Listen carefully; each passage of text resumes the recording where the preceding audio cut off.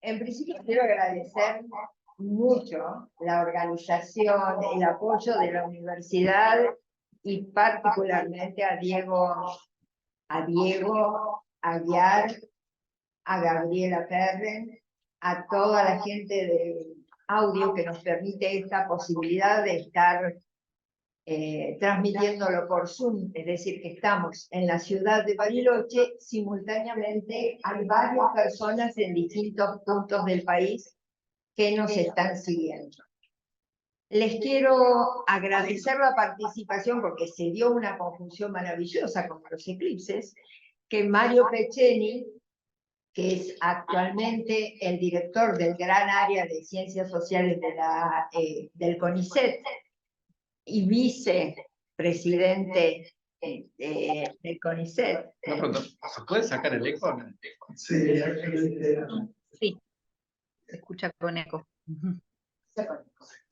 Sabes que tenés que cerrar. ¿Vos sabés? Tiene que silenciar el mío.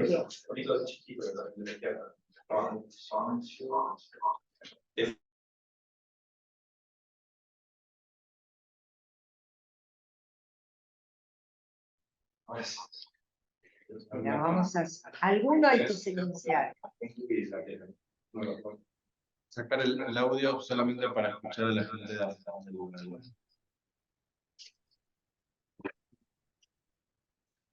A ver.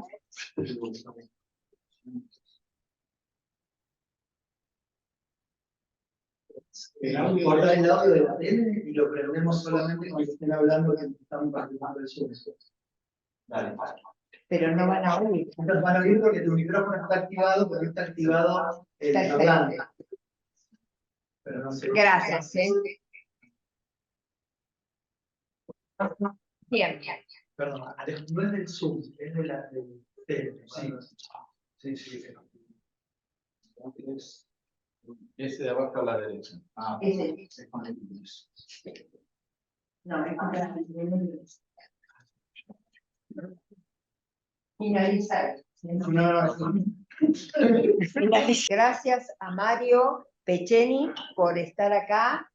En realidad Mario está acá no solamente por ser el director del gran área de ciencias sociales, sino que es el coordinador de un espacio que compartimos en el CONICET, que es la red de cuidados, derechos y decisiones en el final de vida. Mario va a explicar bien cómo funciona esta red y cuáles son las producciones que se fueron dando y de la cual pertenezco desde Bariloche. Seguidamente, Mabel Remón, sobre todo en memoria.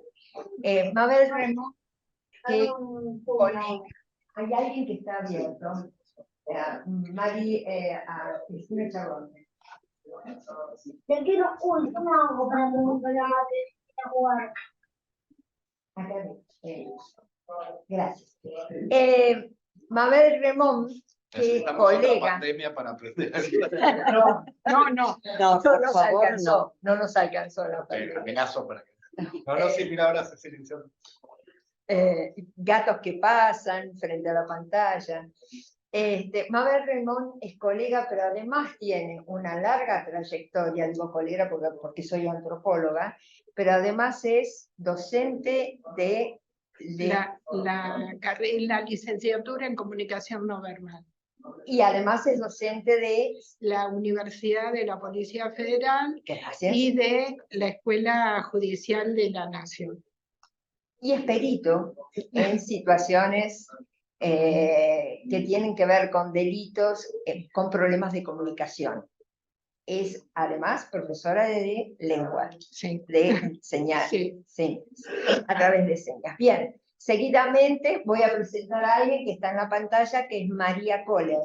María Kohler es, además de médica generalista, se formó en cuidados paliativos, forma parte de la Asociación Argentina de Cuidados Paliativos, es además investigadora y ha sido investigadora en proyectos de investigación del Instituto Nacional del Cáncer, ex docente de la Universidad de Comahue y miembro del Comité de Bioética de la Asociación Argentina de Medicina y de Cuidados Paliativos. Y además, recientemente incorporada a la red CONICET de Cuidados, Derechos y Decisiones en final de vida.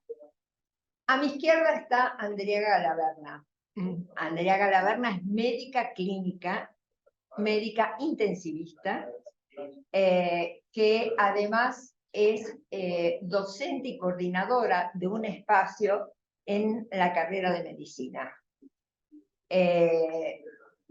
Para mí es un gusto porque además tiene una larga trayectoria en lo que es la internación domiciliaria, es jefa de internación domiciliaria del Hospital Privado Regional. Eso se llama cuando uno pierde los papeles. Y que nos conocen. Que nos conocen, por suerte. Entonces, acto seguido les quiero comentar cómo surgió esta mesa. Que esta mesa está organizada de parte del Instituto Interdisciplinario de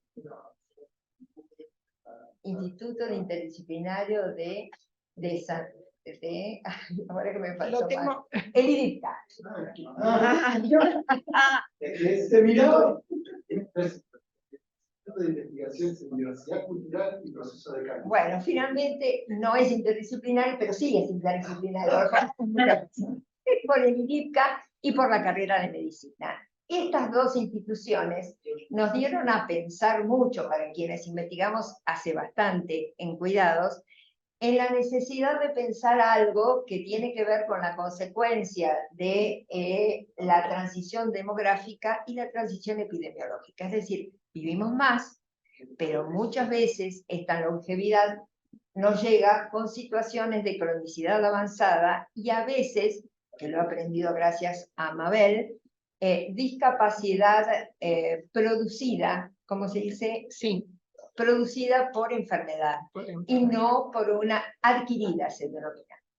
Entonces, hemos pensado que estas dos temáticas, particularmente en final de vida, concitan una de las atenciones más acuciantes para los sistemas de salud y los gobiernos. Entonces, lograr que estas dos personas coincidan en Bariloche con mi compañera de tareas habitual en la carrera de medicina y bueno, Mari siempre está viajando porque ella recorre toda la provincia, es para nosotros un lujo y la posibilidad de habilitar este diálogo con ustedes. Por eso fueron invitados muchas personas del espacio público de Bariloche. Entonces les voy a dar la palabra, son 15 minutos cada uno, a Mario Pechen inicialmente, luego a Mabel Remón, luego a Mari Kohler y finalmente a Andrea Galaverna. Les vamos a proponer lo siguiente, que ellos hablen, yo voy a recuperar todas las preguntas, para esto tenía un segundo chat abierto, pero no lo voy a tener, y la gente que desde que es bastante nutrida la gente que está en el Zoom, vamos a lograr recuperar a través de ese chat las preguntas. Y vamos a destinarle a diálogo, que sea realmente un diálogo después de haber escuchado estas 4 exposiciones. Bueno, Mario, te cedo gentilmente, siendo las 18:18. Gracias, no estaba mandándole recién a tu hija el link, a ver si no quiere ver. No. A la madre, al exdirector. Bueno, primero, buenas tardes, gracias por la invitación. Con Ana nos conocemos de tantas vidas y empezamos en un grupo de estudio, recién me acordaba, donde yo soy politólogo, pero estaban sociólogas, sociólogos y antropólogas, antropólogos. ¿Cómo ustedes con un solo caso pueden hacer no sé qué? ¿Cómo ustedes con un solo encuentro pueden? Yo estaba en el medio de los fuegos cruzados metodológicos y aprendí mucho porque los politólogos no tenemos formación en metodología. Y eso fue hace como 25 años. ¿No? Muchos años. Pero bueno, nos conocemos hace mucho, así que bueno, una alegría poder compartir en este hábitat mucho más lindo que el que estábamos en esa época. Bueno, les cuento de la red. Yo te había aclarado, no soy el coordinador, las coordinadoras son Graciela Jacob, Marisa Eisenberg y Eleonora Lam. Pero les cuento lo que son las redes de CONICET, aunque sí fui un poco el iniciador, el que tuvo un poco la idea, por alguna razón, después les cuento. Pero voy a contar primero que son las redes del CONICET y después estas, 3 minutos. Las redes de CONICET tienen un nombre, creo que los nombres cuando se ponen burocráticos, la red de investigadores para la solución de problemas. Entonces, hay de pobreza, se soluciona la pobreza, y entonces en estas, llamadas ríos, no sé de qué sería, bueno, son redes para solucionar los problemas de CONICET. Y en general eran más ingenieriles, por así decir. Y desde que empecé en el directorio del CONICET, empezamos a mí como hablaba con Walter, tomar temas que quizás están dando vueltas, pero que a veces no se lo toma en serio, no se puede articular multidisciplinarmente el abordaje. Entonces así se creó lo que después fue la red de cannabis para uso medicinal y terapéutico, que también en ese momento nos decían, van a terminar presos. Digo, bueno, se investiga con uranio, con, no sé, con virus, con tantas cosas, con una planta, no se puede investigar. Y ahora hasta tiene una empresa con ese de cannabis. Pero es decir, y entre las cosas que estaban ahí, no había red de género en el CONICET, no había red de archivos, no había red, bueno, y una es esta de cuidados, derechos y decisiones en el final de la vida, que tenía que ver con algunas preocupaciones entre personales. Yo, digamos, mi vida no de CONICET, soy profesor de Sociología de la Salud, entonces trabajaba estas cosas de derechos humanos y salud, y tomando como experiencia lo que fue el proceso que terminó la ley de interrupción voluntaria del embarazo, veíamos un poco el aporte que se podía hacer desde un espacio como el del CONICET, / el de las universidades públicas, porque esta red, más de la mitad de las personas no son miembros de la institución CONICET, son personas que están en servicios de salud, en universidades, o en otros lados, incluso en otros países del mundo.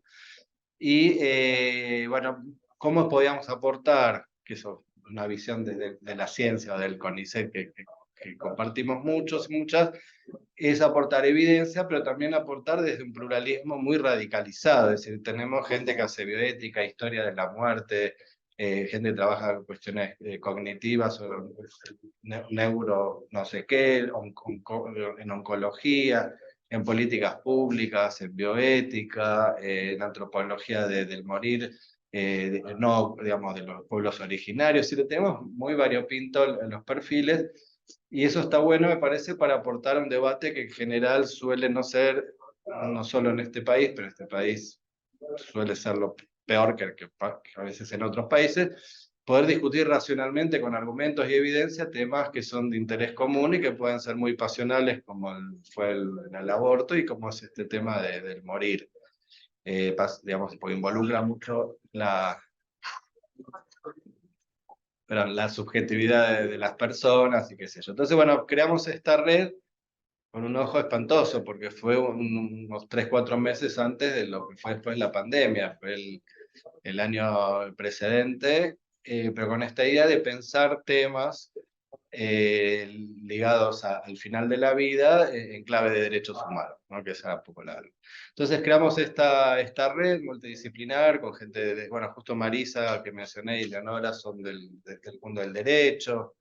Digamos, Graciela Jacob es médica oncóloga y paliativista, ninguna de las 3 es de CONICET, pero otro día les cuento, a Graciela la conocí en la playa, digamos, ese era nuestro vínculo, caminando en la playa, la hija de la amiga, bueno, para allá, dale, vos trabajás en cáncer, yo hice una investigación en el Tornúa, mira, y así.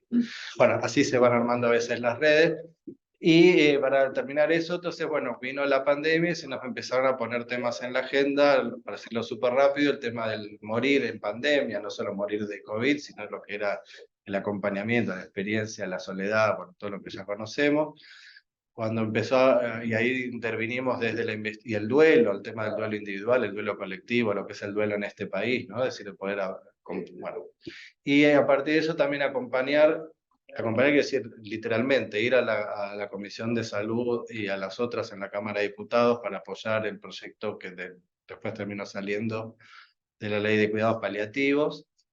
Y ahora el tema que estamos teniendo en la agenda es el tema de la posibilidad de tener una normativa en relación con la eutanasia y el suicidio asistido. Pero vamos, por supuesto hay algunos que están más embarcadas en alguna de estas líneas y otros menos, pero la idea es aportar de esta pluralidad. Bueno, un poco es esa la idea de esta ventaja comparativa de que el CONICET aporta un espacio que es, por definición, pluripartidario, plurideológico, plurigeneracional, federal, a veces más, menos, pero intenta hacerlo, y ahí en eso estamos. Y la verdad que está muy interesante, estuvimos contribuyendo también con algunas legisladoras y legisladores, la verdad, diría de todos como de distintos partidos, que estaban presentando proyectos para ver un poco los puntos más fuertes, los puntos a corregir, etc. Bueno, eso, y lo que tenía para decir, pues esto lo agregué recién, porque dijiste que hablaba de la red. Voy a decir 5 puntos muy cortitos para no, después podemos volver, que son como ciertas casi declaraciones de principio.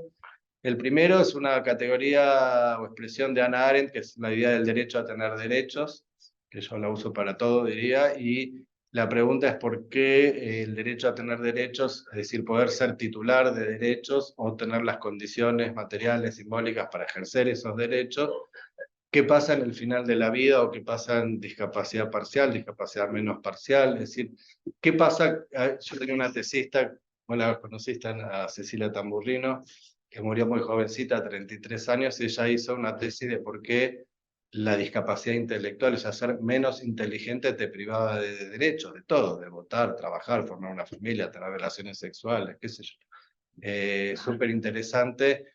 Y bueno, la idea del derecho a tener derechos creo que es la base de que me llevó también a tratar de pensar esto en el final de la vida. ¿Por qué en algún momento los sujetos dejamos de decidir sobre nuestras propias vidas o nunca pudimos decidir por nuestras propias vidas? Entonces, la pregunta es si no decide la persona, ¿quién decide? O cuáles son las condiciones, cuáles son los procedimientos. Están todos los temas que ustedes saben mucho mejor que yo, de la temporalidad, la anticipación. ¿Qué quiere decir tomar una decisión en este momento, cuando tengo un dolor que puede ser insoportable?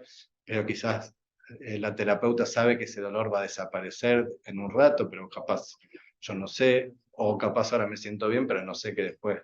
Con todo este tipo de cuestiones, esa pregunta bien de ciencia política, quién decide qué y con qué procedimientos para pensar el final de la vida. Por eso es como la primera idea, derecho a tener derechos, ¿qué quiere decir esto en el final de la vida?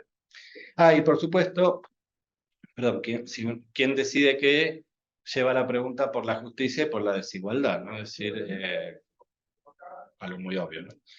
Bueno, la segunda idea, que justo la trajo Ana, es la de, yo cuando le hablo a los alumnos y alumnas de Sociología de la Salud, explico, bueno, transición demográfica, esta idea que la gente se muere menos y nace menos, y la idea de la transición epidemiológica, pasamos, digamos, de las infectocontagiosas a las no transmisibles, o como en Argentina que tenemos las dos.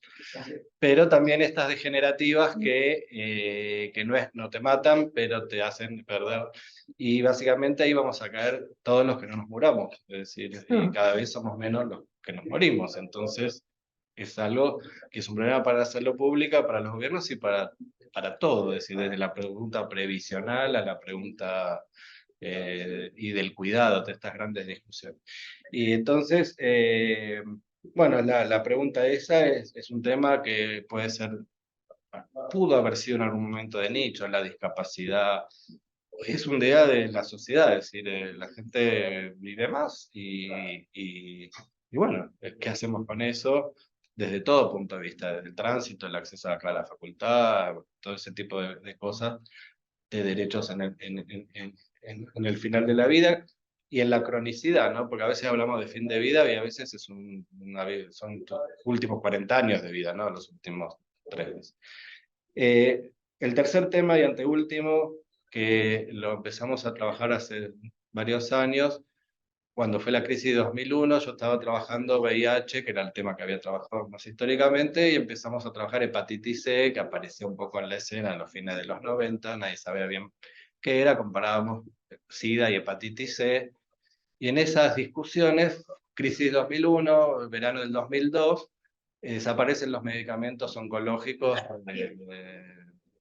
los opiáceos, la morfina, y entonces aparecen los pacientes oncológicos protestando por en Buenos Aires cuando los pacientes de personas viviendo con VIH no se había interrumpido porque había un movimiento social ahí que, plena crisis, igual, salvo por supuesto, hubo faltante parcial de antirretrovirales, pero el tema es que no había los medicamentos para el tema del dolor, porque parecía como algo no tan importante como que eso, la vacuna para los chicos o otro tipo de medicamentos.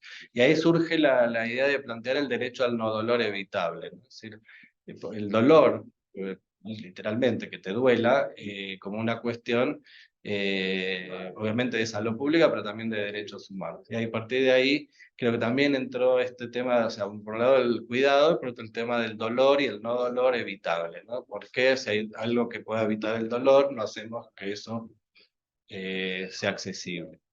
Y la cuarta idea, entonces la primera, el tener derecho, la segunda, la doble transición, el tema, ligado a la politización, yo vengo de ciencia política, por definición lo político es lo público, lo común, lo que se puede hablar, lo compartido, y el dolor probablemente sea la experiencia más inefable, la que menos se puede expresar los paliativistas, y las paliativistas tienen esas escalas de dolores, pero ¿cómo puedes poner cuánto te duele del 1 al 10? ¿Qué sé yo? 100, no sé, o 2, ¿no? ¿Cómo podés expresar algo? O ¿cómo puedo expresar un dolor de huesos, un dolor de parto? Yo que nunca tuve, no sé, una fractura, o no tuve metástasis ósea, o no voy a dar a luz. ¿Cómo puedo expresar o entender? O me lo pueden explicar, pero hay cierta cosa y entonces, por así decir, el dolor es la experiencia antipolítica por definición. Y además cuando te duele no puedes hacer nada más que padecer ese dolor, el dolor físico. Cuando te está doliendo y te paraliza. Bueno, entonces, ¿cómo hacer política respecto de eso que no se puede hablar y no se puede hacer nada cuando te pasa? Es como un problema. Y el último tema, y con esto termino, es estos derechos en el final de la vida forman parte de aquellos derechos que necesitamos del sistema de salud para poder ejercerlo, como el del aborto o el de la identidad de género trans, o hay tantos otros que uno puede decir, bueno, la persona gestante que quiere interrumpir un embarazo puede darse maña sin necesidad del sistema de salud. Pero en general necesita, y si no necesita le conviene pasar por el sistema de salud. Lo mismo la persona trans que quiera adecuar mediante hormonas o tratamientos quirúrgicos su corporalidad, su genitalidad, y no se puede, aunque lo han hecho históricamente por sí mismas, pero es mejor hacerlo, bueno, los derechos en el final de la vida también necesitan del sistema de salud. Entonces, eso introduce el actor, que ahí se las dejo a las compañeras, sistema de salud, profesionales de salud, que son mediadores, y a veces mucho más que eso, en la posibilidad que tienen los sujetos de ejercer ese derecho o ese conjunto de derechos. Bueno, con estos 4 puntos me callo. Bueno, yo te agradezco mucho y además tenemos bastantes cosas para dialogar sobre esto, todo lo que dijiste vos, y en virtud de la posibilidad de pensar la discapacidad no vinculada, sí vinculada a la enfermedad, ¿qué cuestiones se te ocurre a vos que podríamos... Bueno, en un principio, gracias por esta invitación, y realmente me siento feliz de estar en esta mesa, sobre todo por Ana, que tiene una vasta trayectoria en varias ramas de lo que significan los estudios sociales. Y también hay un hecho que es concluyente en el campo de la medicina y del derecho. Si bien no soy abogada, trabajo en la justicia hace 32 años. Esto me da una perspectiva y una mirada desde el adentro de lo que significa discapacidad. Yo había preparado un PowerPoint muy cortito, pero no sé si lo quieran. Sí, sobre todo porque no me gusta errar en la normativa, ¿no? En la lectura de la norma. Porque en un principio lo que debiéramos reconocer es qué significa discapacidad hoy. ¿Cuál es el sentido de la palabra discapacidad?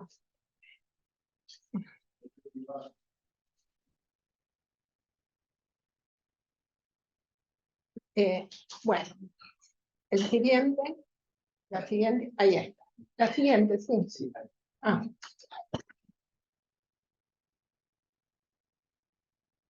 Bueno, ¿qué es discapacidad? La discapacidad en la historia occidental han transcurrido varios modelos, reconocidos modelos. El primer modelo es el modelo de prescindencia, es decir, prescindir de la persona con discapacidad, que más allá de las críticas que se puedan hacer a un modelo tan cruento en algunos casos como ese, también se debía a diferentes grupos sociales nómadas, etcétera, que no podían cargar con un niño o con una niña con discapacidad, o un adulto con discapacidad. Ese modelo no eran útiles a la sociedad, y ingresa mucho el tema del aspecto de la fe, de lo religioso. Son como un castigo divino para muchos grupos sociales. Bueno, ese modelo lo que hacía era aislarlos socialmente, además de evitar. El segundo modelo, que es el modelo médico reparador, si bien se le critica al modelo médico que esto de que todas las personas tienen una medida exactamente iguales sin distinción de las diferencias. Y por eso había que reparar a las personas con discapacidad. Esa parte de la historia duró hasta el siglo XX, con una impronta muy fuerte de algunos países que se asombrarían, como por ejemplo Estados Unidos. En Estados Unidos la práctica de la lobotomía era de uso corriente para aquellas personas con discapacidad intelectual, por ejemplo, o con algún trastorno de alguna discapacidad psicosocial. Entre ellos, la más conocida, la hermana de John Kennedy. Pasado ese modelo, llegamos al modelo actual, que ese fue el primer tratado de derechos humanos que se firmó en nuestro país en el 2006-2007, que es el de la Convención de los Derechos para las Personas con Discapacidad.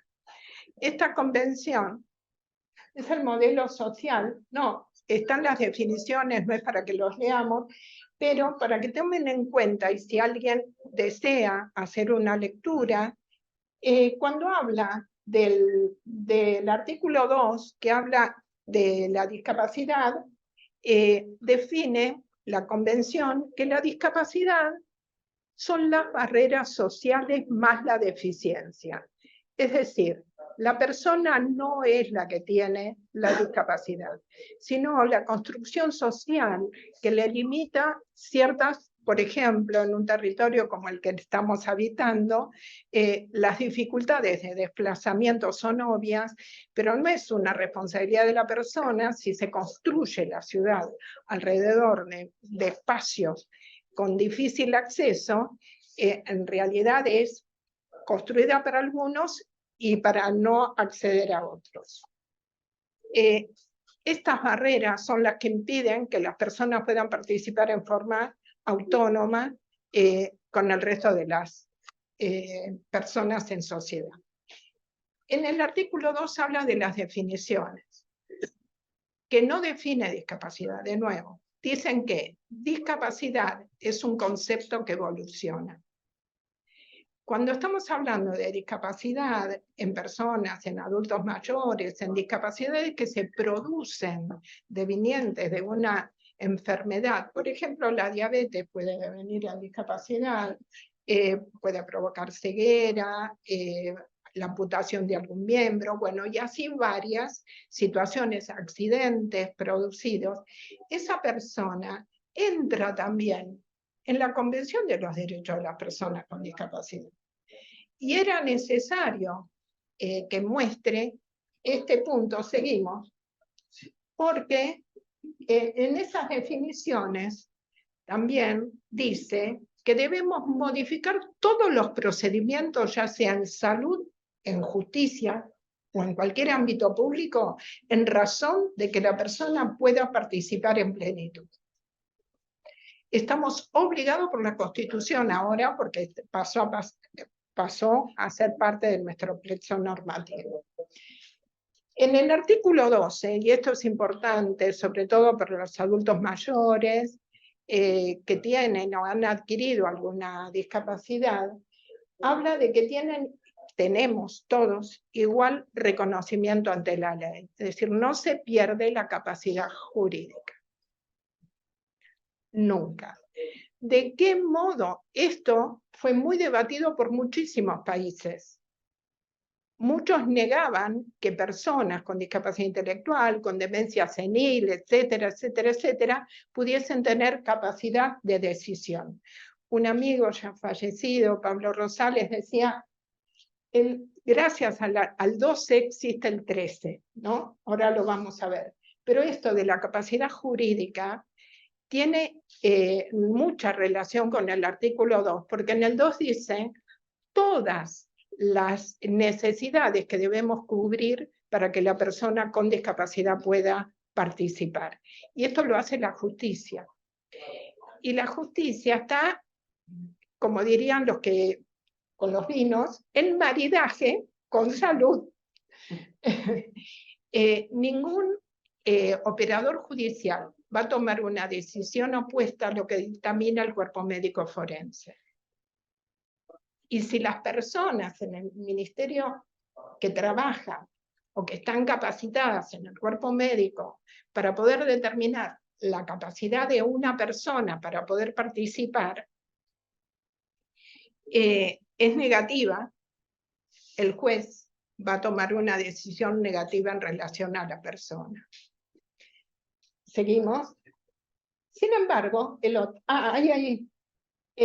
ese, fíjense, en el último dice algo muy importante, que nuestro Código Civil arrastra, desde Vélez Sarsfield hasta el presente, una versión más bien patrimonialista.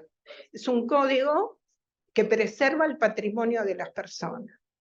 Más a nosotros también, pero en gran medida el patrimonio. Pero sin embargo acá también dice que tienen capacidad para heredar bienes o para manejar sus bienes con las condiciones de apoyo debidas. ¿Qué significa la figura de apoyo? Eso lo dice en el 2, hay observaciones del Comité Internacional, en varias observaciones que se sucedieron después de la aprobación de la Convención. Las medidas de apoyo las determina el juez en conjunto, sí, con un equipo interdisciplinario, politólogos, antropólogos, médicos, las especialidades que sean. ¿Qué significa la figura de apoyo? La figura de apoyo tiene que colaborar en la toma de decisión, no de decidir por la persona. Esto es muy usual, y por lo que decía Mario recién, en el final de las vidas, que se tomen decisiones por las personas. Hemos tenido largas discusiones con algunos asesores, alguna vez en la Corte, hablo de la Corte Suprema, cuando fue la reforma del Código Civil y Comercial, que no querían este tipo de modificaciones porque, bueno, claro, ¿y cómo va a administrar sus bienes? Sí, esas medidas son absolutamente individuales. No podemos generalizar ni en el mismo tenor de base de la discapacidad, por ejemplo, discapacidad motriz, no todas las personas son iguales, y allí entramos en el terreno con Ana, de que hay que hacer un trabajo de investigación alrededor de la persona, ¿no? Se puede hacer, hay medidas, hay fórmulas, hay maneras de poder comprender qué es lo que la persona requeriría. Y el artículo 13, si en el 12 no hay el 13, es el acceso a la justicia. Hemos tenido muchísimos casos de personas con discapacidad adquirida, adultas, en las cuales tienen altas dificultades comunicativas, ya sea porque han tenido una ACV o por diferentes circunstancias, y que los familiares piden administrar sus bienes. Esto es un clásico que recibimos nosotros en Adajus. Con otro tipo de discapacidad, por supuesto, también ocurre.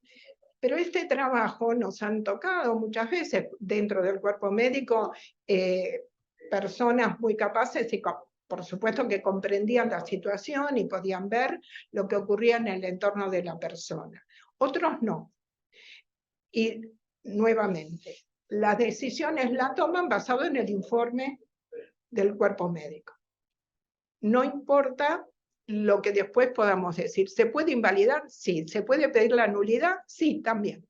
Pero hay que volver a hacer toda una peritación a través de otras herramientas también ahí de curso legal.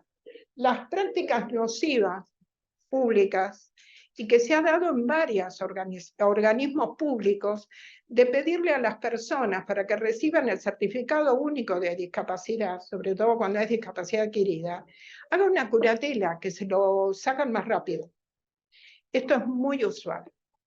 Nosotros, por supuesto, no existe la curatela de acuerdo al artículo 12, lo que puede haber es una intensidad de medidas de apoyo, puede tener diferentes figuras, de acuerdo a lo de alguien que lo ayude que lo apoye en las decisiones económicas, otro en la vida diaria, etcétera, etcétera, etcétera.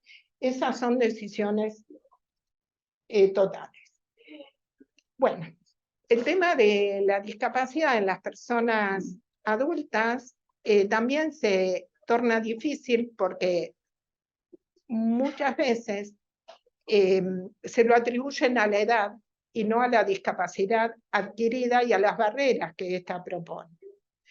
Entonces las políticas públicas, como dijo recién Mario cuando hablaba del dolor, no existe un dolorímetro, decimos nosotros. Cuando a la persona le duele a ella, no podemos medir ese dolor. Y a veces piden situaciones de atención, requieren una atención médica en particular. En pandemia, imagínense personas con discapacidad internadas y que se les impedía que ningún familiar los vea. Fue muy difícil. Logramos en muchas instituciones de salud que pudiesen ingresar las personas que pudieran darle apoyo. Personas con discapacidad visual, personas con discapacidad auditiva, que requerían otro tipo de mediación comunicativa con el profesional que los atiende. Todo esto recae nuevamente en un recurso de amparo más de una vez. Lo mismo ocurre con los certificados únicos de discapacidad, que caen en el famoso recurso de amparo para poder obtenerlo, sin una curatela. De allí que nosotros decimos que el espacio público es una proyección de nuestras ideas sobre la inclusión. Esto fue citado en La frontera de la justicia por SEM a Marta Nussbaum. Con esto concluyo. Muchas gracias. Además, muy el tiempo. Gracias. Y seguidamente, entonces, María Kohler, que vas a desarrollar tu presentación. Había que desmutearla. Gracias. Ahí estoy. Bueno, muy bien, muchísimas gracias. Muchas gracias. ¿Se escucha bien? Perfecto. Bueno, muchas gracias a la doctora Ana Domínguez Mon y al Instituto por la invitación a participar en esta mesa. Es un honor para mí y los equipos de cuidados paliativos de mi provincia. Yo tengo un texto que lo voy a leer porque no quiero olvidarme de nada. Bueno, desde la experiencia de la Coordinación de Cronicidad Avanzada y Cuidados Paliativos de Río Negro, quisiera referirme específicamente a la organización de esta política pública destinada a la atención de las personas afectadas al final de la vida y sus familias, como un reaseguro de estos derechos consagrados con la Ley Nacional de Acceso a los Cuidados Paliativos que hace poquito se reglamentó. También, a partir de un trabajo de investigación que hemos realizado en la provincia de Río Negro, quisiera compartir especialmente el análisis del proceso de cuidado en relación al trabajo de las cuidadoras informales, el género y los derechos. Al respecto de los cuidados paliativos y su atención al final de la vida, la distribución de las estructuras de atención que cubren las necesidades en la población en América Latina es solo del 14%. Es decir, el 85% de las personas que lo necesitan no lo reciben. No hay desarrollo de este cuidado primordial para disminuir el sufrimiento al final de la vida, ni cuidadores asignados para acompañar estos procesos. En Argentina, la autonomía jurisdiccional para la decisión de este tipo de políticas públicas es clave para las personas y sus trayectorias de final de vida. Es el azar quien determina dónde nacemos y morimos, y la calidad de vida en estos momentos es efectivamente distinta cuando existe una estructura de sostén que pueda responder estas demandas. Y aunque exista la ley nacional, la respuesta definitiva depende de estos factores que tienen marcada variabilidad. El desarrollo territorial es muy heterogéneo y es parte de un sistema de salud fraccionado y fragmentado que hace aún más difícil la efectivización. Río Negro tiene una experiencia en territorio de más de 2 décadas en el desarrollo de la atención de cuidados paliativos en el final de la vida para pacientes oncológicos y no oncológicos, con modalidad de internación domiciliaria en la mayoría de los hospitales de la provincia. Tiene legislación acorde y estructura, programa provisión de opioides y capacitación de sus efectores, que en sus inicios fue gratuita e intensiva y en convenio con la Asociación Argentina de Cuidados Paliativos. La doctora Jacob fue docente de esa capacitación y fue realizada por profesionales de todo el territorio, que luego fueron los responsables de la implementación de los equipos en los hospitales, con lo que progresivamente se fue generando esta cobertura actual que aún hoy, después de todo este tiempo, sigue siendo inédita en la Argentina. En 2018, vista la situación epidemiológica, de transición epidemiológica con el envejecimiento, el programa reconvirtió sus objetivos de atención hacia la cronicidad avanzada, creando una coordinación específica e incorporando una mirada paliativa en forma más temprana y ampliando así las posibilidades de atención y de acceso a los pacientes. Este programa lo llevan adelante los más de 100 profesionales de los equipos de adultos y pediátricos capacitados en el territorio de diferentes disciplinas, como estrategia de salud pública y de derechos humanos, aportando el soporte compasivo en las enfermedades crónicas avanzadas y en el final de la vida, entendida como un proceso emocional de conexión y acción, donde la escucha, la comunicación, la empatía y la amorosidad desplegada en su entorno vital son el núcleo de la atención. Con la modalidad de internación domiciliaria se genera además un proceso consecuente de dignificación social y comunitaria centrada en la ética del cuidado, en la persona y la atención de sus necesidades en su propio entorno y abordada en forma interdisciplinaria del equipo que acompaña. El objetivo central es la mejoría de la calidad de vida de las personas, a través del trabajo sobre las decisiones anticipadas que se estimulan y promueven en relación a los derechos de los pacientes, la atención de situaciones de cuidado con su entorno afectivo y la conformación de redes colaborativas con los equipos y los soportes comunitarios significativos de cada paciente. Recuerdo un paciente que estaba internado porque estaba solo y necesitaba despedirse de su caballo, y el enfermero lo llevó al patio del hospital para que él pudiera hacerlo.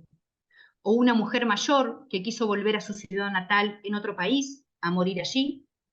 U otra mujer joven que, sabiendo su pronóstico, quiso viajar a conocer el mar. Recuerdo otro señor mayor que quiso ir de pesca y quedarse en el lago en el invierno una semana antes de morir, porque eso era la vida para él. Hay muchas anécdotas así que ocurren diariamente y son acompañadas con respeto y afectación por los profesionales. Este trabajo es constante y cotidiano, incluso en situaciones inéditas y difíciles durante la pandemia. Ellos sostuvieron estos dispositivos y aumentaron las coberturas de acompañamiento dentro y fuera de los hospitales para pacientes y compañeros que también necesitaban soporte ante tanta muerte. E incluso se produjeron acompañamientos de personas con COVID en terapias intensivas, cosa que no ocurrió en otras jurisdicciones.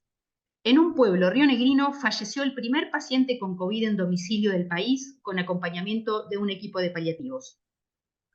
Además de este trabajo, los equipos realizan docencia interna y externa de rotantes, residentes y becarios, que es parte de una tarea indivisible como equipos de hospitales escuela. Se hace docencia universitaria de grado, como esperamos haremos en la carrera de medicina de esta universidad, que es una oportunidad enorme de seguir avanzando en esta filosofía humanizante dentro de la salud, y también se hace docencia de posgrado.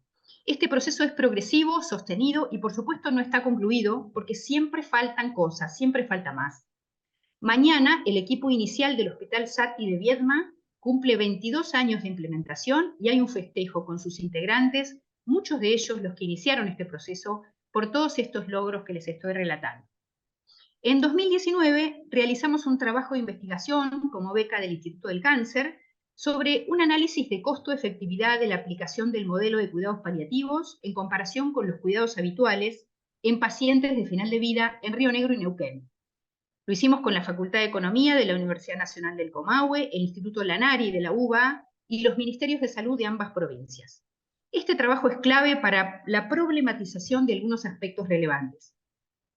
Al realizar este análisis para los sistemas de salud pública de Río Negro, desde la perspectiva del financiador, la estrategia de implementación de un servicio organizado de cuidados paliativos resultó ser costo ahorrativa y tiene una mayor efectividad, medida en porcentaje de muerte en domicilio, que es casi un 70% de los pacientes atendidos y a un menor costo. En este trabajo vimos también que desde la perspectiva social, el mayor inductor de costos corresponde a los cuidados informales, provistos principalmente por las familias, que representan más de un 80% de ese costo total diario en ambas estrategias estudiadas.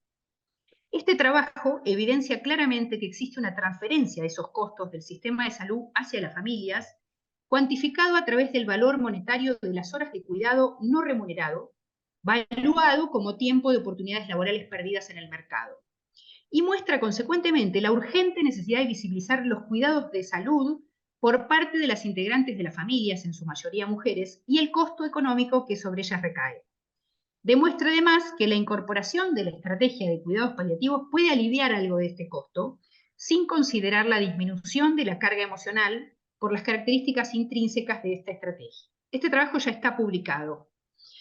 Nos preguntamos entonces, con toda esta evidencia y desde esta perspectiva, ¿cómo incidir para universalizar en las jurisdicciones un derecho humano fundamental que tiene desarrollo territorial tan heterogéneo? ¿Desde qué espacios y estructuras? ¿Cómo incidimos para expandir estas políticas en una sociedad que invisibiliza estos cuidados, que no habla de la muerte y, es más, la niega? ¿Cómo incidimos para desnaturalizar este proceso de cuidado informal? Cuidar tiene un valor incalculable. En esta etapa de la vida es parte muy importante de la recuperación en los procesos de duelo posterior.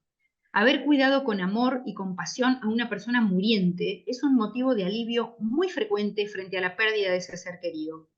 Nadie puede hacerlo sin afectarse, y aunque no todo el mundo puede, es difícil saber cómo acompañar a alguien amado en esta etapa. Tienen valor las emociones de la persona que es cuidada y también de la que cuida, que generan el vínculo afectivo que es el centro de ese cuidado. Naturalizamos estas prácticas de cuidado sin tomar conciencia que estamos dentro de un engranaje que es el resultado de la necesaria interdependencia del cuidado.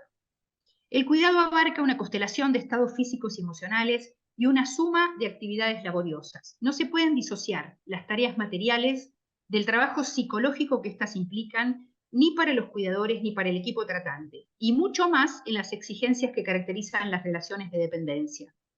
Como lo analiza Molinier, la experiencia concreta del cuidado genera malestar por la invisibilidad que caracteriza su éxito, porque este debe borrarse como trabajo, anticipar la demanda y disimular los esfuerzos realizados para obtener el resultado. En esto reside ese saber hacer discreto que caracteriza el trabajo de cuidado, trabajo que solo se ve cuando falla. Implica habilidades discretas, ajustes emocionales, pequeñas cosas casi inefables. Molinier también dice: cuidar a otro no es pensar en el otro o preocuparse por él de manera intelectual e incluso afectiva. Tampoco es necesariamente quererlo, es hacer algo, producir un determinado trabajo que participe directamente del mantenimiento o la preservación de la vida del otro. Es ayudarlo, asistirlo en las necesidades primordiales como comer, asearse, descansar, dormir, sentir seguridad y dedicarse a sus propios intereses. Por eso cuidar sí tiene un valor en tiempo, en disponibilidad, en demanda constante, en acompañamiento con el corazón y con el cuerpo. Este tipo de cuidado se trata de un trabajo y ha sido delegado a las mujeres a lo largo de los siglos. Pero además de ser un trabajo principalmente no remunerado y en la mayoría de las veces realizado con la satisfacción de la ayuda amorosa, produce valor económico, impacta de manera directa en la economía monetaria y garantiza la sostenibilidad de la vida. así como demuestra nuestro trabajo de investigación. Que una persona tenga derecho al cuidado conlleva directamente que hay que asegurar quién efectivamente se ocupará de satisfacerlo.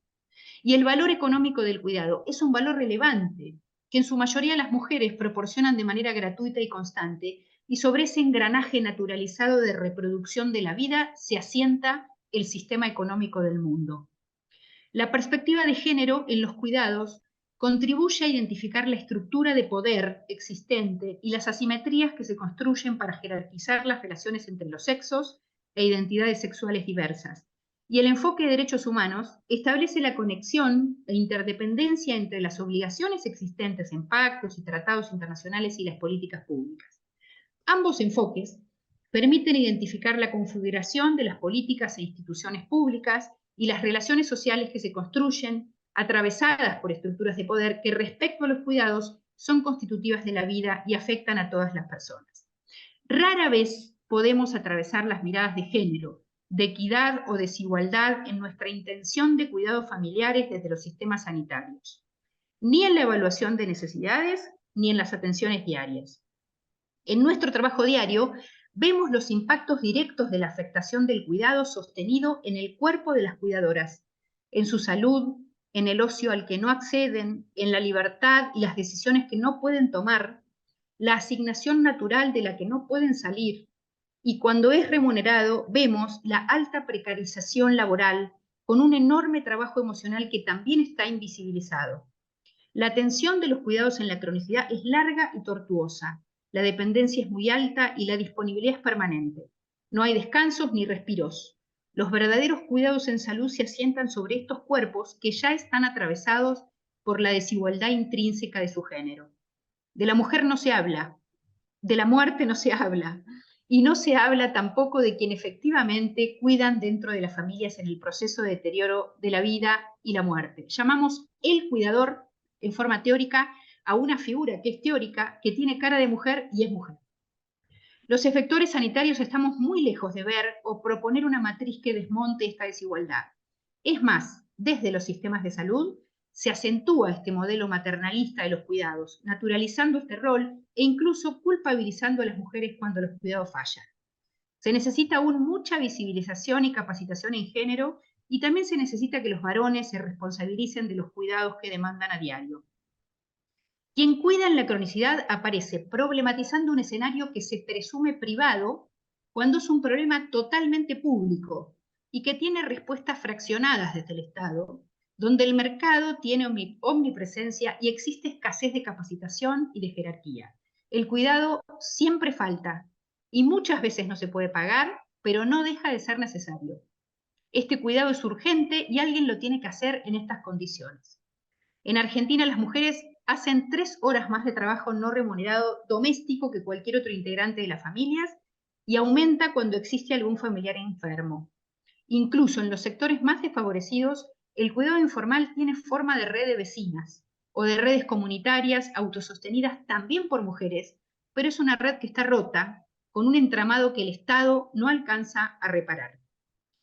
La ley de cuidados integrales está escrita, pero aún está en discusión y tiene bajas pretensiones de universalismo.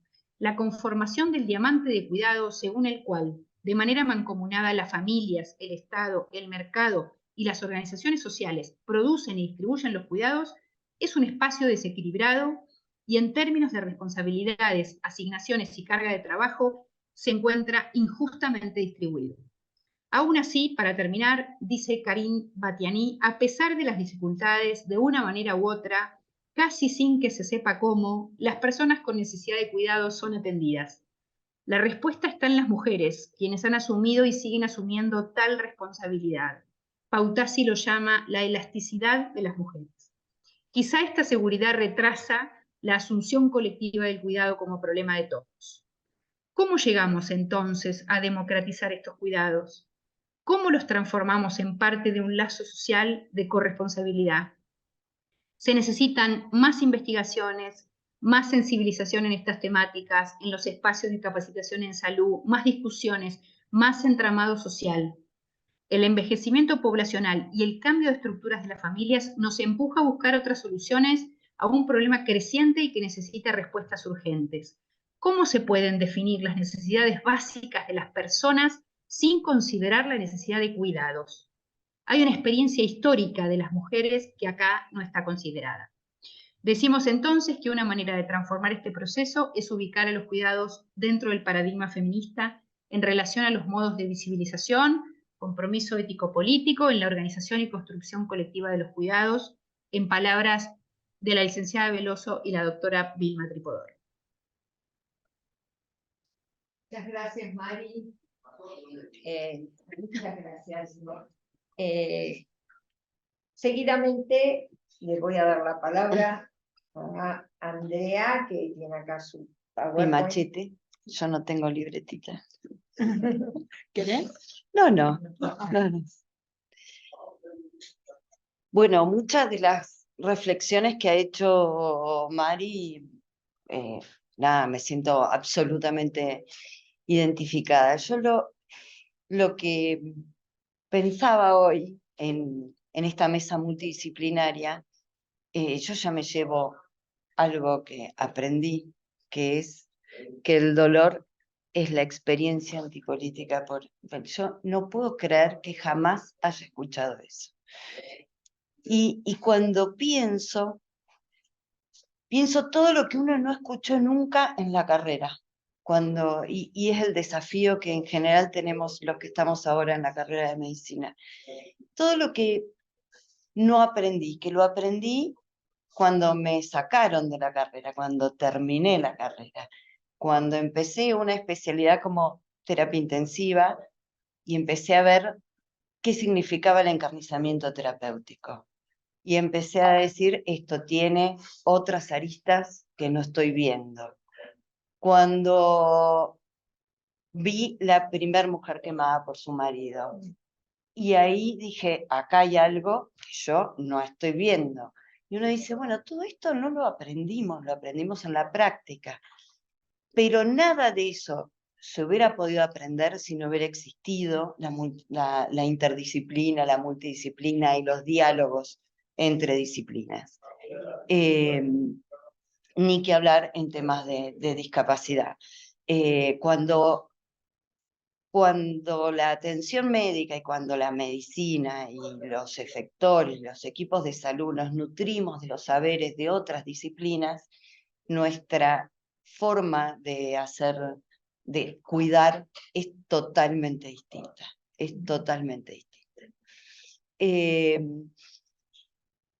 Pensando un poco en lo que hago hoy, que son cuidados domiciliarios, y digo cuidados porque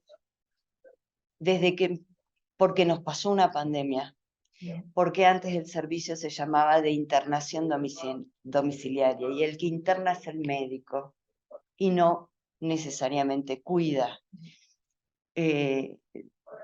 Todo esto que nos pasó como equipo sanitario hizo que hasta nos percibamos completamente distintos. Ya no era una atención médica dirigida, sino que era la familia, entrar, ver la casa, ver la comida, ver quién cocina, ver quién le da de comer. O sea, nosotros trabajamos básicamente con pacientes en cronicidad avanzada, final de vida, casi todas personas mayores, y la pandemia sin duda nos llevó a hacer tareas que no pensábamos jamás que íbamos a hacer, como ir a comprarle la comida al abuelo que íbamos a atender o al paciente. También me resisto a pensar que son pacientes. En esta historia del paradigma de salud que se usa en discapacidad, que ya no se usa más en discapacidad, pienso en ese paradigma. Nosotros entramos en el mundo del paciente, entramos a la realidad, entramos a su contexto, entramos como una persona más, como un equipo de salud, pero al ir a derrumbar ciertas barreras que se ponen habitualmente en esto de tengo un turno dentro de 3 meses, y a los 3 meses o me olvidé del turno o fui al turno y el médico miraba la pantalla y estaba del otro lado del escritorio. Entonces nosotros cambiamos esa lógica y la pandemia nos ayudó muchísimo. Somos un equipo muy grande, hay casi 15 enfermeros, 15 kinesiólogos, terapista ocupacional, y tenemos, desde la época de la pandemia, hemos incorporado las cuidadoras domiciliarias. Eso habla de que a cada persona no solo se le brinda la atención médica, que en todo eso que ofrecemos es lo mínimo, es lo mínimo. Me hace acordar cuando empecé la residencia de terapia intensiva y mi jefe me decía, siempre dale bolilla al enfermero porque está el 80% del tiempo al lado del paciente. Y los médicos estamos menos del 20% al lado del paciente. Entonces, también en su época, cuando 27 años de terapia intensiva, cuando llegué a Bariloche dije, las terapias tienen que ser de puertas abiertas.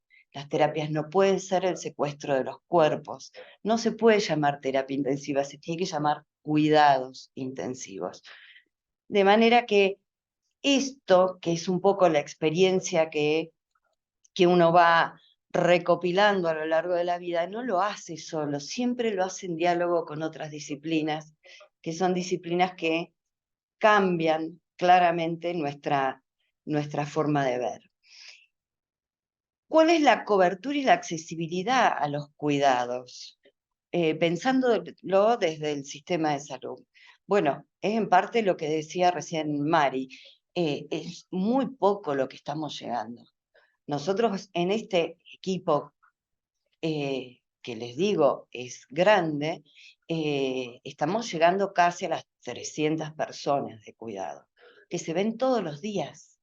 O sea, son personas que se ven todos los días, son familias que se ven todos los días. O sea, la cronicidad avanzada en esto de la transición epidemiológica va a ser algo que nos va a llevar muchos tiempos. Hoy hay momentos donde uno dice no hay capacidad operativa. Y yo no trabajo en el sector de salud pública, trabajo en el sector de la seguridad social, y no todas las obras sociales permiten el acceso a este tipo de servicios. Por suerte existe el PAMI, es un monstruo, es el presupuesto más grande en salud, y tiene la facilidad de habilitar este tipo de servicios. Pero hay un montón de obras sociales que no la tienen. Así que mencionar los cuidados domiciliarios, a mí me parece que la forma de mencionarlos es la forma en que los concebimos. Si seguimos diciendo internación domiciliaria, ponemos el eje sobre el equipo de salud. En cambio, si hablamos de cuidados, hablamos de la familia, de las redes de cuidado comunitaria, que no siempre son sencillas de armar, no siempre son sencillas de reconocer.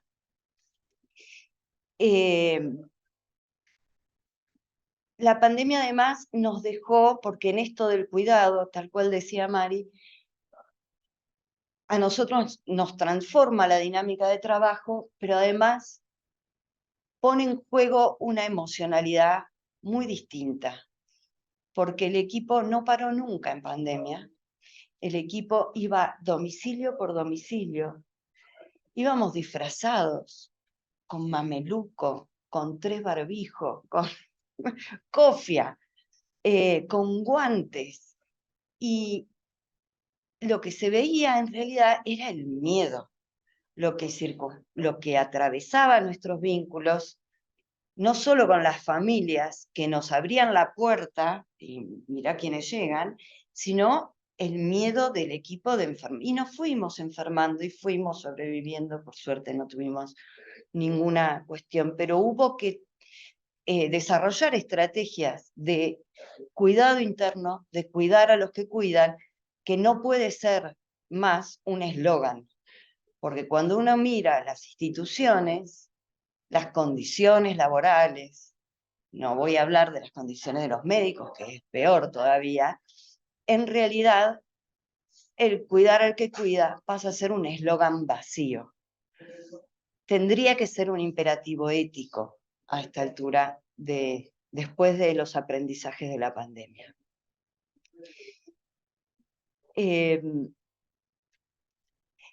¿Cuáles son los abordajes, las 4 dimensiones que nosotros abordamos cuando nos enfrentamos a pacientes con cronicidad avanzada y con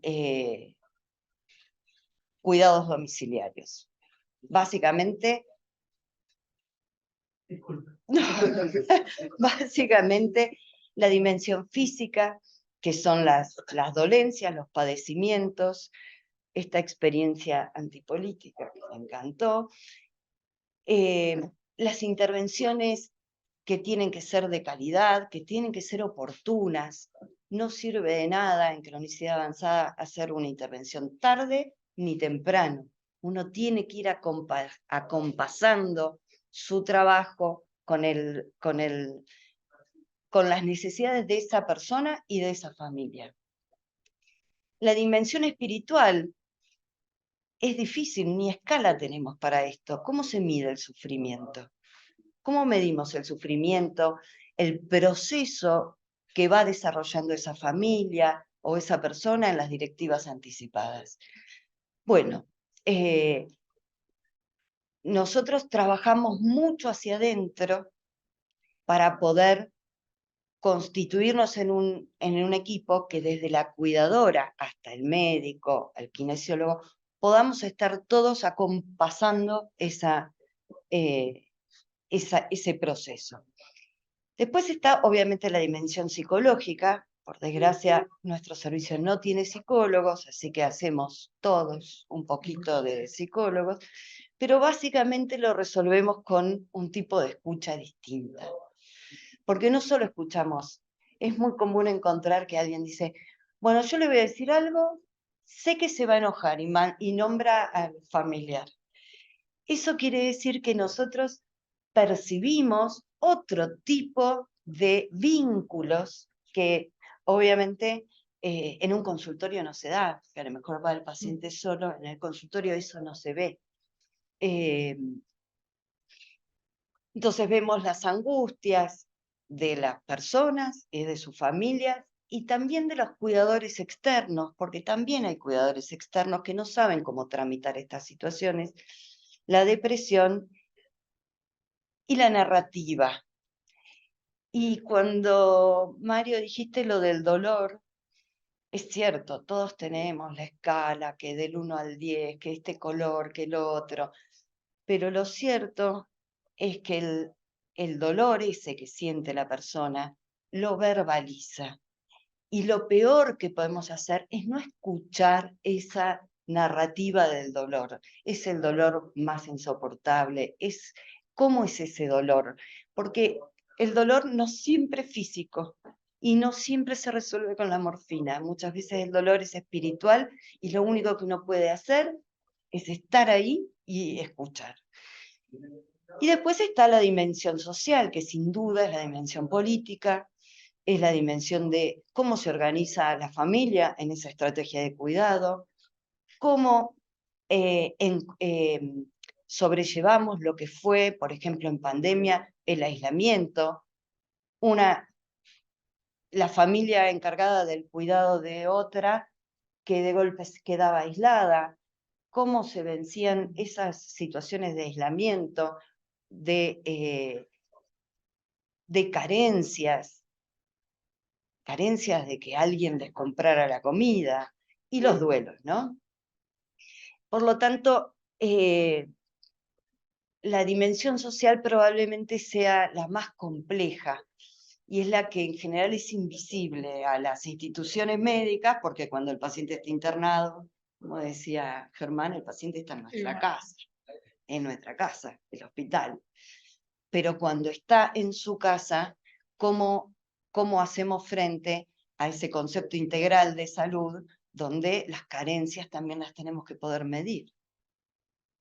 Por lo tanto, el trabajo en domicilio tiene que tener la perspectiva de derechos humanos, tiene que tener una perspectiva bioética y tiene que tener un reencuentro con la dignidad de las personas en la etapa de cronicidad avanzada o final de vida. ¿Cuáles son los desafíos? Bueno, un poco lo dijo Mari, la feminización de los cuidados es probablemente no voy a dar ninguna novedad, porque todo el mundo sabe que la feminización de los cuidados es una de las barreras más grandes para el desarrollo de las mujeres en todos los ámbitos, el laboral o el que sea, ¿no? O el económico. Pero la falta de políticas públicas de cuidadores comunitarios, no hace falta ir a la casa, hay que generar espacios intermedios. No todos los pacientes crónicos son pacientes que no tienen 100% de dependencia. Hay distintos grados de dependencia y en esa estrategia uno tiene que poder ir viendo qué estrategias comunitarias de cuidado se pueden hacer. Poner la centralidad del desarrollo de las comunidades en el sostenimiento de la vida nos hace pensar en una ciudad accesible, en un transporte accesible, en una cuestión política completamente distinta. Romper el silencio con la escucha activa, y a mí me parece que eso es una de las cosas que no es solo romper el silencio, es observar. Nosotros vamos a la casa de la gente y le decimos, ¿me permite ir al baño? Y la verdad es cuando uno va al baño de una persona, ve si tiene bañadera, si tiene agua, si pierde, si tiene piso. O sea, hay tantas cosas que uno puede ver que en un consultorio o en un hospital se los pierde, donde puede armar acabadamente una estrategia de salud integral que no sea solamente darle una pastillita para el dolor. Lo de cuidar a los que cuidan como imperativo ético, ya lo dije, y es muy importante, y nosotros lo hacemos una vez al mes, el trabajar sobre los casos nuestros que llegan a nuestro servicio, pero con nuestro personal. O sea, se sienta la cuidadora habla igual que el médico, igual que el enfermero, y de esa manera vamos viendo, porque cada uno por su especialidad ve cosas distintas. Y ya casi estoy terminando. A mí me gusta terminar con una poesía. De todo quedaron tres cosas. De todo quedaron tres cosas. La certeza de que estaba siempre comenzando. La certeza de que había que seguir. La certeza que sería interrumpido antes de terminar. Hacer de la interrupción un camino nuevo. Hacer de la caída un paso de danza. Del miedo una escalera. Del sueño un puente. De la búsqueda un encuentro. Muchísimas gracias. Llegamos al fin de los expositores al comienzo del diálogo. Entonces, la propuesta es, ¿quiénes están dentro? Yo ya ahora no tengo.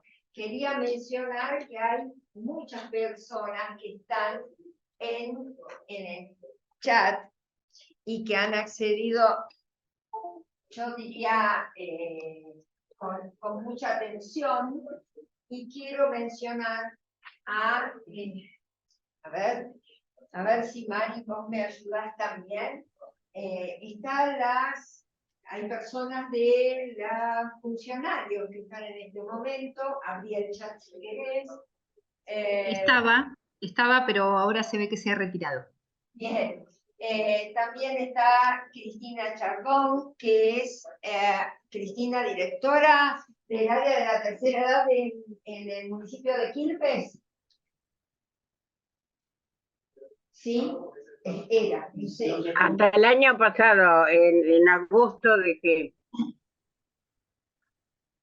Bien, y está después, no sé quién quiere presentarse porque yo ya fui perdiendo, no tuve. Hay varios integrantes de equipos de cuidados paliativos de la provincia de Bolsón. Está Marcela Fernández, está Moro, de Cipolletti, está Guadalupe Moyano, de Chuerechuel. Por lo menos que reconozca, está Mónica Mora, que es coordinadora del área de discapacidad del Ministerio, Y además está con nosotros la licenciada Verónica Veloso, que es un orgullo absoluto. Está Magdalena Cáceres, que también es paliativista del equipo del Hospital Italiano. Y ya no reconozco a nadie más. Y hay gente también, hay paliativistas, está Sí. María Zulema Herrera, que es acompañante, está presente acá en la sala Germán Guaresti, que es el director de la carrera de medicina, y si hay alguien que quiera presentarse y yo no lo conozca, y está Walter del Río, que es historiador y compañero de Grinca. A partir de este momento creo, mira, antes de los 15, a partir de este momento efectivamente les propongo algunas preguntas, a mí me surgieron muchas, pero vamos a ver si hay algunas que surjan del chat y que quieran hacer. A mí ya mientras surgen, se me ocurrió alguna. ¿Quién te habla? Guadalupe. Guadalupe dice todo lo que se aprende después, como cuando terminé mi residencia y fui a trabajar un tiempo donde estaba la doctora Galavaglia. ¿Cuánto aprendí? Gracias, bueno, Guadalupe. Gracias. A mí me parece que justamente estas dos, porque es una gran temática que abrimos en esta mesa, me parece que uno de los temas centrales es el derecho de las personas a poder llegar al fin de vida tal y como, y esto lo tienen muchísimo más claro los saberes ancestrales en nuestra provincia y en general, que están incorporando a la muerte como parte de la vida. Nosotros todavía la vivimos, y particularmente en medicina, como fracaso. Y realmente los paliativistas, Germán también es paliativista, así que han incorporado la posibilidad de pensar este pasaje como parte de la vida. Creo que aquí el tema de los derechos es donde empieza a abrir de nuevo el derecho de las personas a vivir y a morir como ellos creen que deben hacerlo. Y en términos de discapacidad adquirida, aquí les quiero preguntar, ¿de qué manera se puede incorporar desde el campo del acceso a la justicia la posibilidad efectiva de no mediar una judicialización para cuestiones que tienen que ver con los derechos de las personas a recorrer ese final de vida según sus principios? Bueno, en un principio, si la persona tiene discapacidad y además tiene certificado de discapacidad, ya el certificado lo habilita también a un derecho que es de tomar sus propias decisiones sin necesidad de judicializar.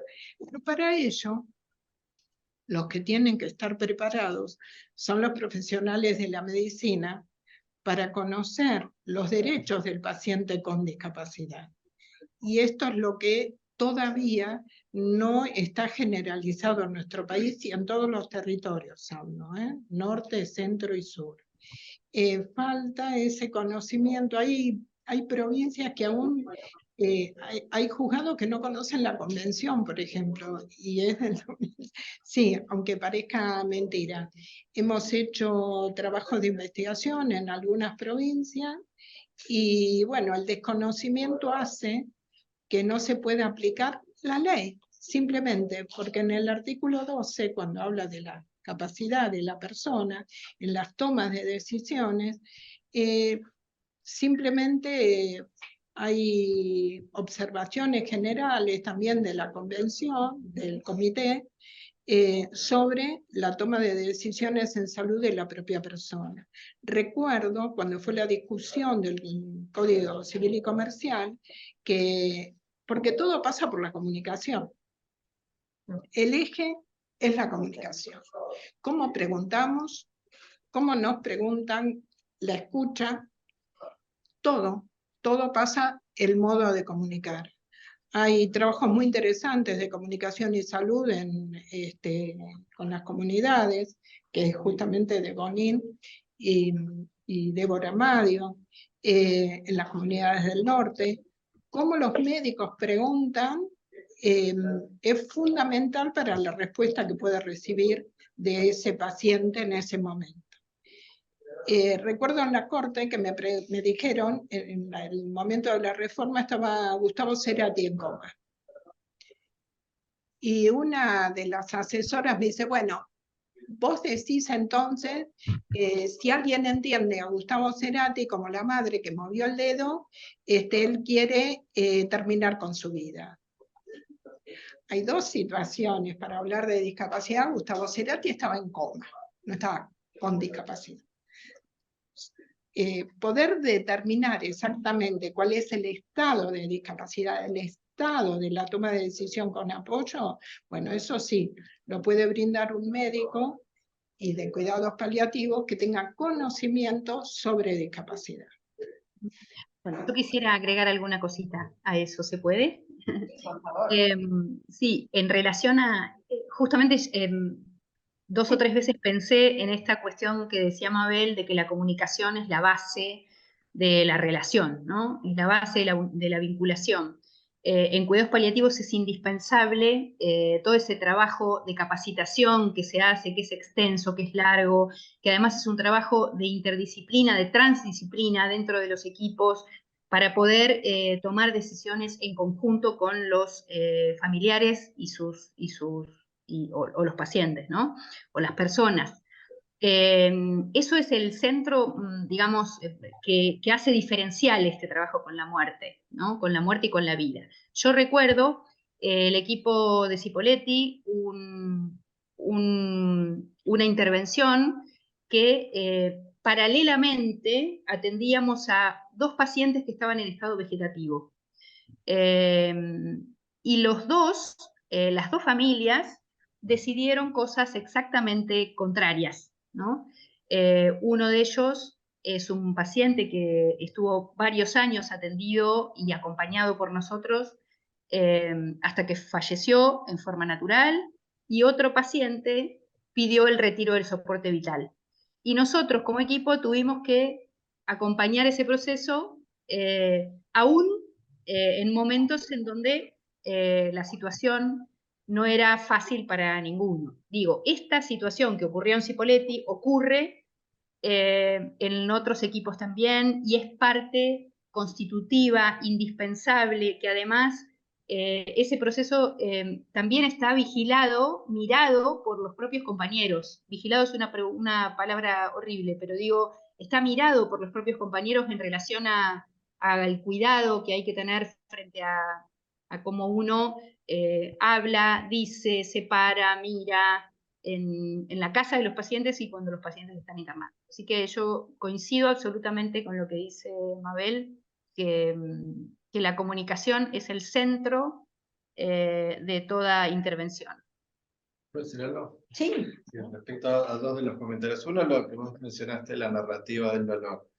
Nosotros hablamos siempre de medicina basada en la evidencia o de políticas públicas basadas en la evidencia. Y pocas veces problematizamos qué entendemos por evidencia. Y la evidencia, por ejemplo, que resulta de la etnografía, del discurso, de la narrativa, es o no es evidencia o es evidencia blanda, al lado de otras evidencias, por ejemplo, ver las ondas cerebrales o ver... Porque eso sí pasó de 0,022 a 0,023. En cambio, alguien dice, me duele, me quiero morir, pues no aguanto más, y no es evidencia, porque es subjetivo, o qué sé yo. Es decir, digo, pues un desafío y a veces la práctica médica y la política pública es más eficaz con buenas evidencias. Lo mío no es humanitarista, es hasta en términos de eficacia y de eficiencia y de costo-efectividad, es un lenguaje horrible. Pero si tomamos en cuenta las narrativas de las personas, de los grupos, etc., y a veces es un desafío. Yo estoy hablando de la antropología. Y la otra, para cuestionar un poco lo que dijiste recién, que después te voy a preguntar la aclaración. Dijiste, alguien murió por retiro de soporte y el otro de muerte natural.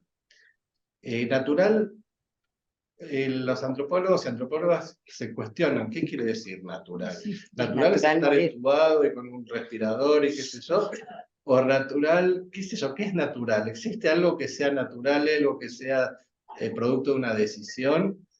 o todo es producto de una decisión y todo de alguna manera no es natural. Quiero decir, hablar de natural en un contexto de terapia intensiva, de sostenimiento. Sí. No, estaba en la casa, era un señor que estaba en la casa y que no tenía ninguna intervención, solamente la hidratación, nada más. Eso era, estaba en un estado de coma vigil, ¿no? Entonces, a eso digo, nosotros con la familia hicimos esos trabajos de testear qué era lo que deseaban, cuáles habían sido las decisiones anticipadas de este señor, y bueno, y finalmente murió de una neumonía sin colocarle antibióticos, luego de que acompañamos ese proceso también, a eso me refería yo con algo natural. Natural. Es verdad lo que decís. Podría haberse deshidratado, a eso me refiero. Es decir, Claro. La hidratación es. Bueno, en Neuquén no es está el natural tener una caso, vida. está el Sí. caso de Marcelo Díez. Claro, yo intervine también. Sí, El caso de estuvimos. Marcelo Díez, que es un caso que se estudia en bioética, que Ujú. llegó a la Corte Suprema para la detención del sostén vital, que era nada más que agua y alimento. Agua. Nada más. Así que. Germán.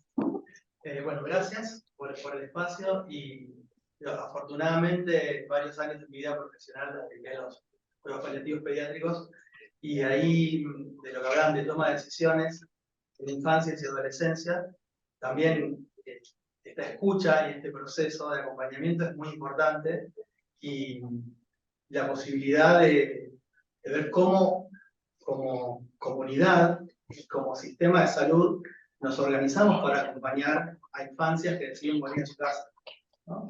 Todo lo que implica, y cómo esos procesos de autonomía progresiva se van dando de una manera tan orgánica en las infancias que atraviesan, digamos, un evento que pone en riesgo su vida, ¿no? Y quizás, muchas veces la pediatría toma cosas de la clínica de adultos, y quizás algunas de las cosas que trae la pediatría también pueden extrapolarse ahora hacia el mundo de los y las adultas.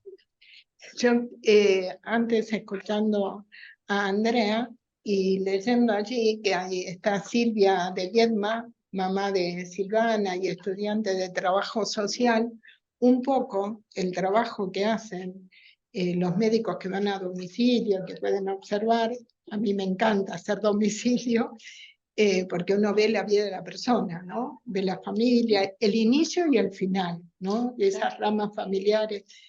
Es un poco el trabajo social, lo que hace un trabajador social. Totalmente. Ustedes están haciendo 2 y 3 labores simultáneas, ¿no? Cuando van a domicilio. Y ni te cuento Verdaderamente. cuando encontramos situaciones de violencia familiar, difícil, son extremadamente complejas necesitas Sí. otros actores para abordar esa Tal situación. Tal cual. Todos esos abordajes siempre terminan y culminan en derecho, ¿no? En el derecho de las personas y el derecho normativo que obliga a cumplir ese derecho humano, ¿no? Es como una relación intrínseca que es imposible de romper. Me ha pasado una vez que acá en el sur, en una provincia, hubo paro judicial. Yo siempre decía, en forma sin analizar tan profundamente, pero sí intuitivamente, que si la justicia no funciona, se paraliza la sociedad. Bueno, lo comprobé. Era una ciudad paralizada. Estuvieron 1 mes y medio sin justicia. No funcionaban ni los kioscos, prácticamente. Porque es donde se dirimen los conflictos. Es el espacio donde los conflictos sociales confluyen y si tenemos que solicitar, o los médicos tienen que solicitar, van a acudir a la justicia, ¿no? Y esto me parece indispensable, ese maridaje. Yo voy a hacer, ¿cómo? Bueno, Moro, María, ¿cómo va? Tranqui, hola, hola Ana, hola a todos por ahí. ¿Querías intervenir, Ana? Puedo esperar, ¿eh? No, yo lo que pasa es que... Por lo que dije. Sí, pero lo digo. Dale. No, porque ahora ya se me fue. Ahora cuando vos hablís, Bueno, solo agradecer en principio porque me parece que abrieron ahí un montón de aristas que interesante de pensar, todos muchos desafíos. Yo soy trabajadora social, integro el equipo de cuidados paliativos del Hospital Cipolletti desde hace unos 18 años y han pasado muchas cosas en esto de cómo vincularnos con la casa, ¿no? Con el espacio del hogar. Importante traer a la pandemia, digamos, como una experiencia que nos trajo otras ideas, digamos, de cómo, de cuán segura puede ser o no ser una casa, de pensar también desde los equipos de salud, cómo sumarnos a un movimiento mundial que dice, pasan otras cosas, digamos, de cómo pensábamos que era la vida y cómo pensábamos que las personas tenían que vivir y qué podíamos hacer desde el sistema de salud, ¿no? Pienso que me interesa celebrar un poco la posibilidad de abrir tantas preguntas y de ojalá mejorar nuestro sistema de salud. Veo ahí tantas personas representando instituciones que tienen o que tenemos, porque soy parte de una de ellas, una rigidez bastante importante y una estructura bastante difícil de conmover. Y bueno, cuando escucho todas estas palabras, digo, pienso en la feminización de los cuidados, en cómo pensamos las discapacidades de los equipos de salud, en cuántas preguntas nos falta seguir haciendo, armando y cuántas ojalá respuestas que estén más a tono con las protagonistas, son las personas que transitan sus propias vidas y que muchas veces nos dejan eh, mirar, observar, sentir. Me parece que mucho de lo que traen tiene algo de rigidez en términos de pensar derecho y cómo hacemos política pública para pensar los derechos de las personas, y también cómo dejarnos conmover, ¿no? Como esa tensión entre un derecho y quienes miramos y pensamos cómo podemos hacer ahí. Pensaba un poco en eso, hay mucho dijeron de lo que pude escuchar en torno de los desafíos para adelante, ¿no? ¿Cómo hacemos? Que es como lo que más me viene dando vueltas, ¿cómo hacemos para que nuestros sistemas se conmuevan? Porque leyes tenemos un montón y están buenísimas, y ojalá la ley de cuidados paliativos salga mejor de lo que esperamos y lo que deseamos, que ya está, veamos esta reglamentación a ver cómo ocurre, pero digo, tenemos muchas cosas escritas que nos hacen un paraguas soleado, digamos, un paraguas más transparente, algo que sea más permeable. Pero bueno, me quedo con algunas de las ideas que dijeron de esto de cómo repensar cada situación en términos de discapacidad, en términos de los cuidados y la feminización de estos cuidados que ocurren. Y también pensaba que sí necesitamos más investigación, sí necesitamos estos debates que ustedes están proponiéndonos, porque son los que finalmente nos hacen mirar hacia nuestras propias realidades y decir, ¿quién cuida en mi casa? ¿Quién hace todo ese trabajo de cuidado? ¿Quién hace las 3, 4, 5, 6 horas extras de cuidado más que nadie? Y por ahí mi invitación o mi aporte viene, ojalá nos hagamos preguntas hacia adentro, porque creo que cuando vemos en nuestras propias estructuras más chiquitas que se mueven, podemos mover, ojalá, hacia otros lugares. Nada, agradecerles un montón y bueno, celebrarnos, estar hablando de estas cosas en estos contextos tan importantes, ¿no? Gracias. Gracias, Moro. Yo quería decir una cosa, que nuestra carrera, la que conduce acá Germán, tiene una asignatura específica que es de discapacidad. Es discapacidad. Es una asignatura, así como vemos respiratorio, vemos discapacidad. Y desde el primer año tenemos unas estrategias de simulación para trabajar comunicación, y los chicos de primer año ya ejercitaron o tienen alguna idea de cómo dar una mala noticia, cosa que a nosotros no nos enseñó nadie, aprendimos a lo bestia, a los golpes, pero de la mejor manera, pero dependía mucho de nosotros, no de las herramientas que nos habían dado en la universidad, para decir que es ejemplar. nuestra carpeta.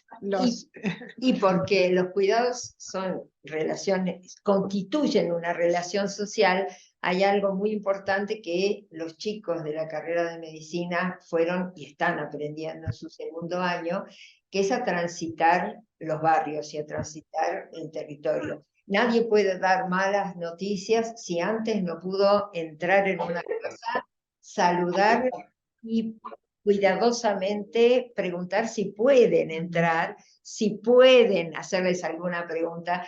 Y esto ya va cambiando mucho, esperemos. En tercer año tendremos la gran evaluación cuando termine este primer ciclo, si efectivamente esto impactó, que estoy un porcentaje alto convencida que las subjetividades de todos ellos han cambiado mucho al conocer durante 3 años seguidos el mismo barrio. Conocen desde los recorridos que tienen, desde el barrio hasta la universidad. Conocen a las personas por nombre y apellido. Es decir, hay otras formas posibles de generar cuidados. Y como un poco dice, un poco no, como efectivamente dice Moro, la posibilidad de repensarse ellos dentro de las instituciones.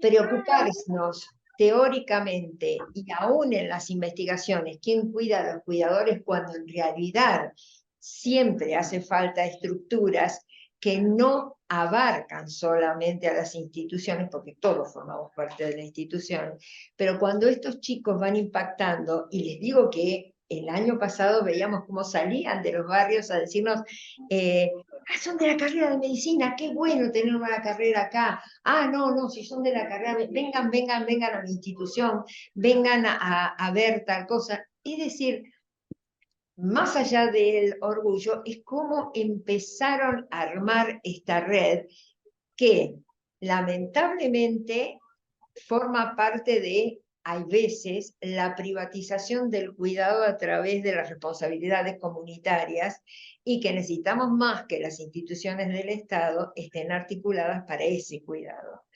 Y que no sean solamente familias ni cuerpos feminizados los que lleven a cabo esa actividad. Y les agradecemos, bueno, justo entró ahora Graciela, yo les agradezco mucho, creo que quedan muchísimas, a mí por lo menos me quedaron varias cuestiones para poder seguir dialogando, creo que este es el comienzo del diálogo y la propuesta y la gratitud, porque hay muchísima gente que nos estuvo siguiendo, por suerte desde Río Negro, distintos lugares de Río Negro, y desde la Ciudad de Buenos Aires, y les agradezco a los dos invitados, tanto a Mabel Remón como a Mario que salió pero que está, y le agradezco a Alex Wood, que estuvo sufriendo con el Zoom, y a todos ustedes, y bueno, es el comienzo. Así que muchas gracias y un aplauso.